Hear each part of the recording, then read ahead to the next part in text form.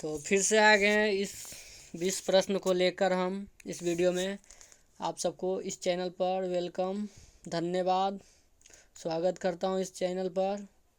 स्वागत है, आप लोग सब जुड़िए। 20 प्रश्न का बात है, पर डे 20 दिन 20 पर डे 20 क्वेश्चन आप लोगों के लिए अवेलेबल रहेगा इस प्लेटफॉर्म पर। और फिर से कहते हैं, आप लोग जिन जिन अपने दोस्तों को नहीं भेजे हैं भेजिए। तो चलिए अब क्वेश्चन को शुरू किया जाए ताकि टाइम वेस्ट ना हो। हमारा टाइम वेस्ट होगा। क्या होता ना कैसे यहाँ पे आप लोगों को कि जितना मास्टर है ना सब है जो टाइम वेस्ट खाली करवाता है, टाइम लेने में आगे है, पढ़ाता है, पढ़ाने के लिए तो पढ़ाता है, लेकिन टाइम इतना मारता है ना यहाँ पे कि आप लोग अगर ऑनलाइन क्लास लिए होंगे तो एक वो वीडियो 3-3 घंटा 4-4 घंटा का रहता है। इससे हम स्टूडेंट का क्या होता है, मन बोरिंग हो जाता है, यानी पढ़ने में मन नहीं लगता है। कम से कम वो आधा घंटा देखेगा, 1 घंटा वो जिधर उधर लाइब्रेरी में घूमेगा। मेरे साथ भी ऐसी होता है, बड़ा बड़ा वीडियो सब बना के भेज देते हैं तो पढ़ने में थोड़ा एंगेजमेंट नहीं होता है। तो चलिए यहाँ पे हम सबसे पहले बात करते हैं, थोड़ा सा हटा लेते हैं इस सब को।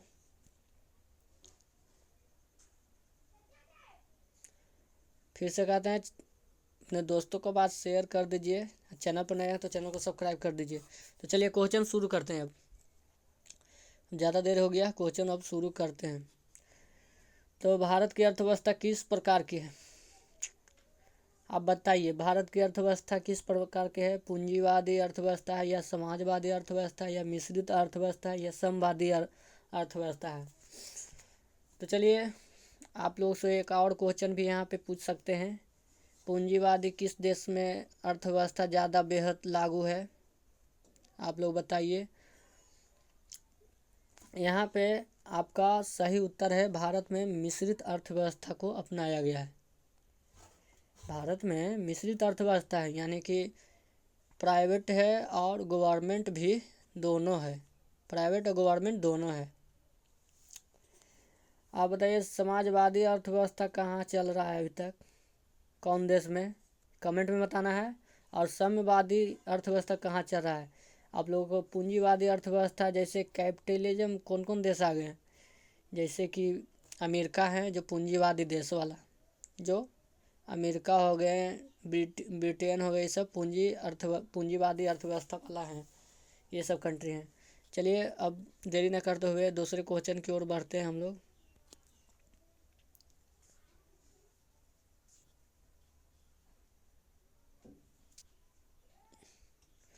चलिए यहाँ पे आपका सेकंड क्वेश्चन है,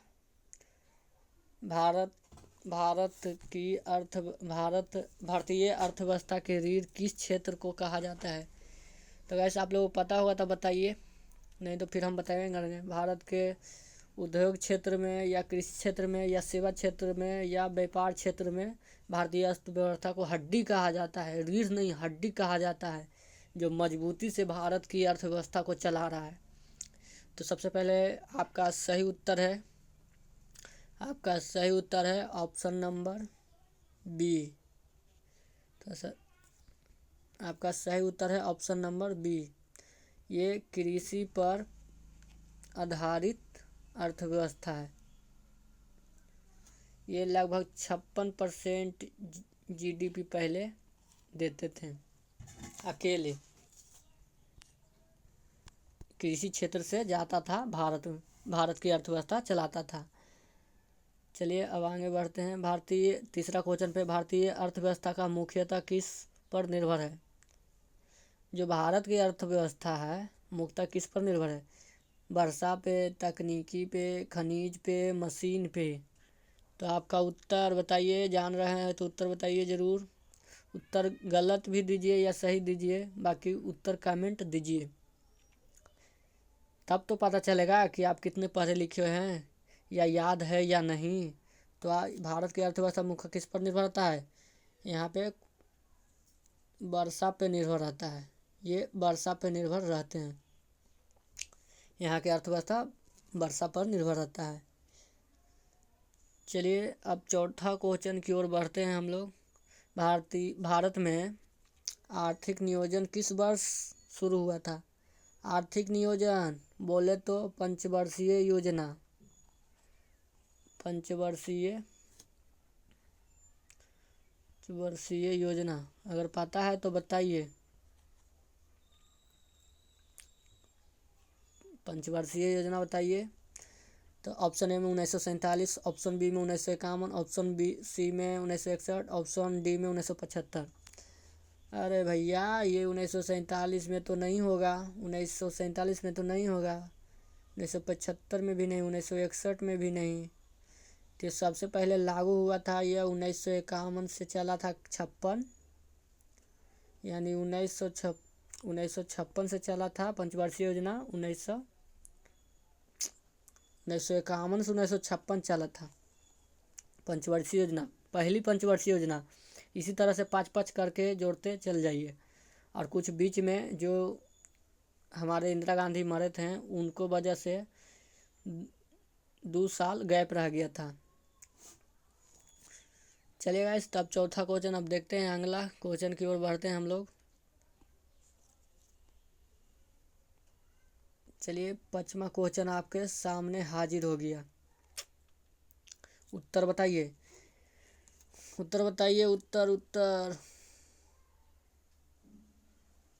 उत्तर बताइए। यहाँ पे भारत में राष्ट्रीय आय का सबसे बड़ा योगदान किस क्षेत्र में आता है? किस क्षेत्र से आता है?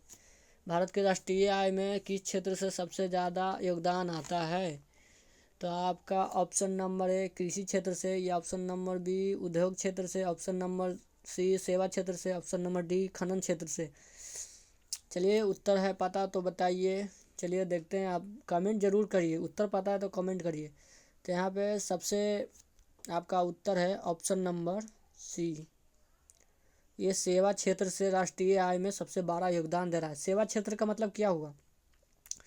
जो हम लोग सेवा देते हैं, यानी सर्विस किसी को हम देते हैं।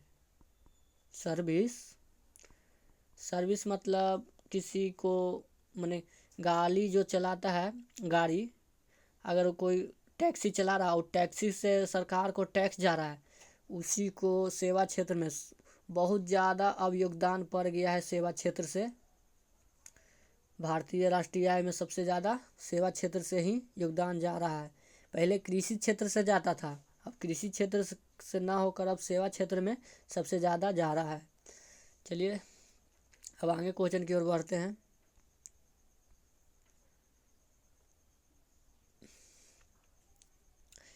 चलिए थोड़ा सा मिटा लेते हैं यहाँ से।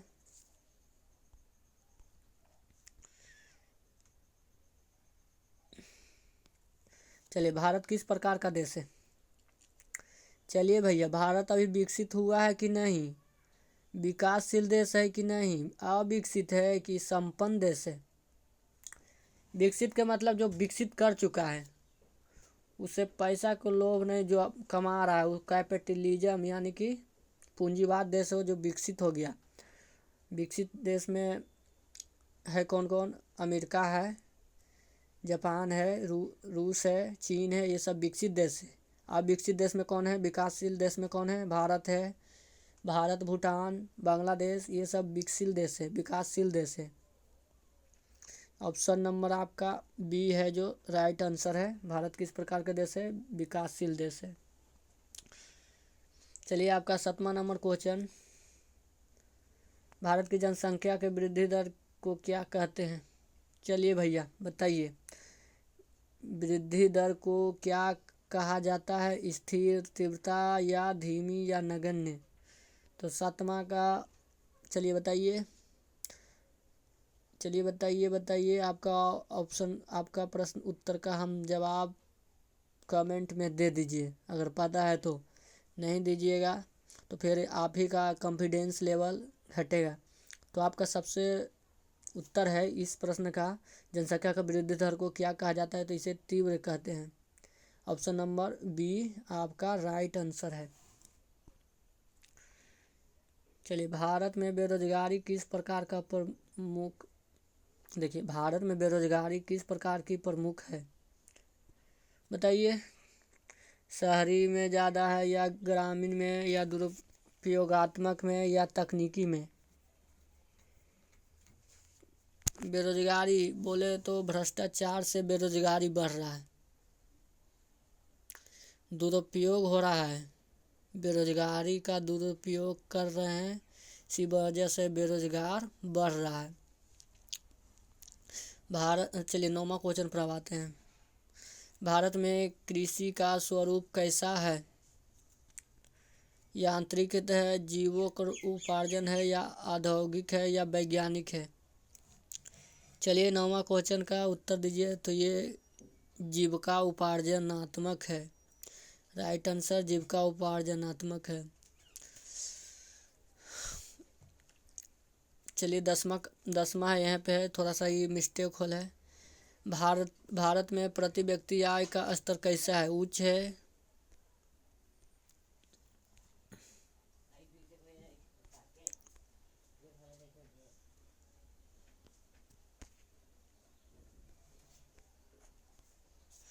चलिए यहाँ बताइए भारत में प्रति व्यक्ति आय कैसा है? उच्च है, मध्य है, निम्न है, बहुत अधिक है? तो ये आपका राइट आंसर हो गया ऑप्शन नंबर सी, भारत में निम्न है। भारत में निम्न है।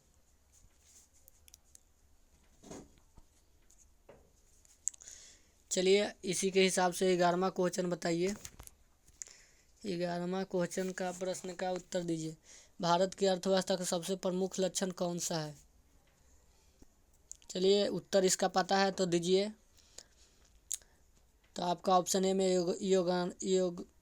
योजनाबद्ध विकास, पूंजीवाद, साम्यवाद, निर्भरता। चलिए बताइए योजनाबद्ध विकास या पूंजीवाद या साम्यवाद निर्भरता। तो आपका राइट आंसर हो गया option number A. Option number A योजनाबद्ध विकास, ये भारतीय अर्थव्यवस्था का सबसे प्रमुख लक्षण है। चलिए 12 क्वेश्चन पे हम लोग चलते हैं। भारत की आर्थिक संरचना का मुख्यतः कैसी है? चलिए बताइए भारत की आर्थिक संरचना का मुख्यतः कैसी है? चलिए आपका उत्तर चले ग्रामीण आधारित है, या शहरी आधारित है, या औद्योगिक आधारित है, या विदेशी आधारित है? तो ये आपका राइट आंसर हो गया ग्रामीण आधारित है। भारत की आर्थिक संरचना ग्रामीण आधारित है, ये राइट आंसर हो गया। चलिए 13 क्वेश्चन का उत्तर बताइए। भारत में हरित क्रांति का संबंध किससे है? हो, और इसको भी नहीं बताते हैं हरित क्रांति। हाँ, एक और क्वेश्चन पूछना है आप लोग से। हरित क्रांति कब लागू हुआ था बता दीजिएगा। हरित क्रांति कब लागू हुआ था बता दीजिएगा। ये हरित क्रांति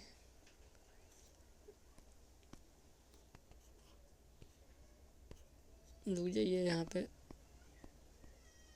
1973 में आया था हरित क्रांति। तो ये किस लिए आया था हरित क्रांति? ये तो बीज के लिए आया था।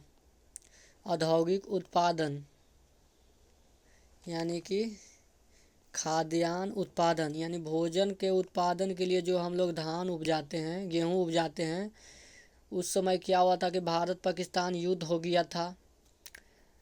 तो युद्ध में हो गया तो अमेरिका ने साथ दे दिया पाकिस्तान को। इसी वजह से अमेरिका ने भारत में गेहूँ भेजने से मना कर दिया।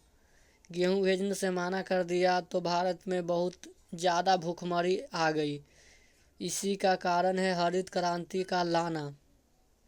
और हरित क्रांति का जनक किसे कहते हैं?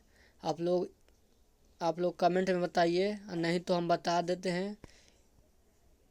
MS स्वामीनाथन को हरित क्रांति का जनक कहा जाता है भारत के। चलिए अब 14वां क्वेश्चन है आपके सामने। श्वेत क्रांति किससे संबंध है? देखिए गाइस, श्वेत क्रांति हो गया, श्वेत का मतलब होता है उजला। ये उजला, श्वेत का मतलब हुआ उजला, वाइट का मतलब उजला। गेहूं में उजला है, आप ऑप्शन पकड़िए। गेहूं में उजला है, नहीं रहता है। मत्स्य नहीं, तेल नहीं, तो ये किससे होगा? तो ऑप्शन नंबर ए दूध से। और चलिए, मत्स्य पालन किस मछली पालने के लिए भी क्रांति हुआ था, उसे हम कौन क्रांति कहते हैं? मत्स्य, या इसे हम नीली क्रांति कहते हैं, जो मछली से संबंध है। चलिए अब चौथा की ओर आंसर के चलते हैं। चलिए यहाँ पे अब 15वां के आंसर बताइए। आपके पास आ गया 15 नंबर का क्वेश्चन का उत्तर, आप बताइए। भारत में कृषि भूमि का प्रमुख भाग किस फसल का प्रयुक्त होता है? भारत में कृषि भूमि का प्रमुख भाग किस फसल में प्रयुक्त होता है? तो ऑप्शन नंबर ए गेहूँ, ऑप्शन नंबर बी धान, ऑप्शन नंबर सी गन्ना, ऑप्शन नंबर डी कपास। तो भारत में कृषि भूमि का प्रमुख भाग किस फसल का सबसे ज़्यादा होता है? तो ये सबसे ज़्यादा होता है गाइस, यहाँ पे धान होता है सबसे ज़्यादा।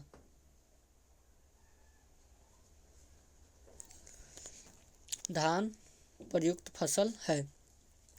चलिए अब 16 क्वेश्चन के बाद चलते हैं। भारतीय अर्थव्यवस्था को कौन सा देश सोने के चिड़िया कहता है? हमारा जो देश है, जो हमारा भारत देश है, भारत देश को सोने का चिड़िया कहता है। कौन सा देश कहता है बताइए? फ्रांस कहता है, ब्रिटेन कहता है, विदेशी यात्री कहते हैं, या पुर्तगाल कहते हैं? चलिए आपका क्वेश्चन का इंतज़ार है, तो आपका option number C right answer, विदेशी यात्री कहते हैं। आपका राइट आंसर विदेशी यात्री कहते हैं। भारत के अर्थव्यवस्था को सोने के चिड़िया कहते हैं। चलिए आगे 17वां नंबर क्वेश्चन पे चलते हैं हम लोग। भारतीय अर्थव्यवस्था का कौन सा लक्षण इस अन्य देश से अलग करता है? अगर आप लोग पता है तो भारतीय अर्थव्यवस्था का कौन सा लक्षण इससे अन्य देश से अलग करता है? तो भारतीय तो देखते हैं हम लोग, देख के कृषि प्रधानता, या औद्योगिकरण, या शहरीकरण, या तकनीकी।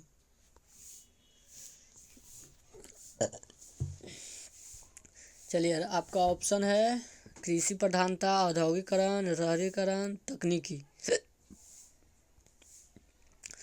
तो भारत की अर्थव्यवस्था कैसा है, लक्षण कैसा है? तो ये कृषि प्रधानता देश वाला है। ऑप्शन नंबर ए कृषि प्रधानता, कृषि प्रधानता देश। चलिए अब राइट आंसर 18वां क्वेश्चन पे आते हैं। चलिए, भारत में आर्थिक असमानता का प्रमुख कारण क्या है? भारत में जो इकोनॉमिक है, जो आर्थिक असमानता का प्रमुख कारण एक बताइए। भूमि का असमान वितरण, या तकनीक, मैंने भूमि का असमान यानी भूमि का अच्छा तरह से बंटवारा न होना, तकनीकी का विकास होना, या जलवायु का, या शिक्षा का? तो चलिए बताइए। तो ये तकनीकी का विकास न होना, ये असमानता का है। ये तकनीकी का विकास भारत में अभी तक ला नहीं। तकनीकी होता तो भारत में अर्थव्यवस्था बराबर होता, समानता रहता है। भारत की अर्थव्यवस्था समानता रहता, सभी को रोजगार मिलता। चलिए 19 नंबर पर क्वेश्चन पे आप लोग बताइए। भारत में कृषि उत्पादकता कैसी है? बहुत अधिक है, बहुत कम है, औसत है, या समान है? चलिए बताइए। तो ये भारत के कृषि उत्पादकता अब बहुत कम हो गया है। Option number B. चलिए 20 का प्रश्न आप बताइए, और ये लास्ट प्रश्न है। इसके बाद हमारा अगले दिन का सेक्शन है। चलिए इस प्रश्न का उत्तर दीजिए आप लोग। चलिए गाइस, भारत की आर्थिक नीति किस पर आधारित है बताइए। इसका उत्तर हम लोग चाहते हैं आप बताइए, हम नहीं बताएंगे। तब हम देखेंगे कि आप लोग कितना डेडिकेट होकर पढ़ रहे हैं। चैनल पर नए हैं तो चैनल को सब्सक्राइब कर दीजिए, और रोज़ जुड़ना ना भूलें। हमारा शेड्यूल आप डिस्क्रिप्शन में जाके देख लें, नहीं तो हम बता देते हैं। सुबह के 7 बजे, फिर सुबह के 9 बजे, फिर 12 बजे और फिर जाके 6 बजे।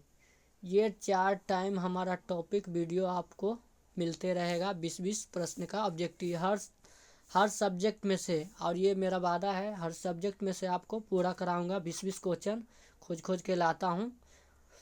तो चलिए आप लोग आज के लिए इतना ही सेक्शन है, इसका उत्तर आप हमको बताइए। आपके लिए मैं छोड़ दे रहा हूँ।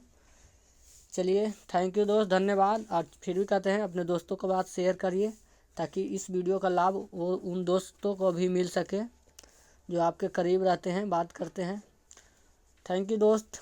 उत्तर बताइए, इस प्रश्न का उत्तर आप लोगों को हमको कमेंट में बताना है। बताइए, कमेंट में बताना है, कमेंट।